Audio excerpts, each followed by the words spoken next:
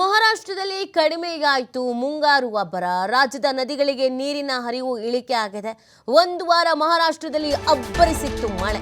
ಕಳೆದ 2 ದಿನಗಳಿಂದ ಕಡಿಮೆ ಆಗಿರುವಂತದ್ದು ಮಳೆ ಕಡಿಮೆ ಆಗ್ತಿದ್ದಂತೆ ನದಿಗಳ ಹರಿವಿನಲ್ಲೂ ಕೂಡ ಇಳಿಕೆ ಆಗಿದೆ.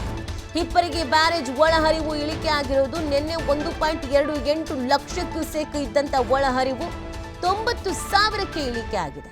ಘಟಪ್ರಭಾ ನದಿಯಲ್ಲಿ 21,000ದಿಂದ 7,000ಕ್ಕೆ ಇಳಿಕೆ ಆಗಿರೋದು. ಆಲಮಟ್ಟಿ ಜಲಾಶಯದಲ್ಲಿ 62 ಟಿಎಂಸಿ ನೀರು ಸಂಗ್ರಹ.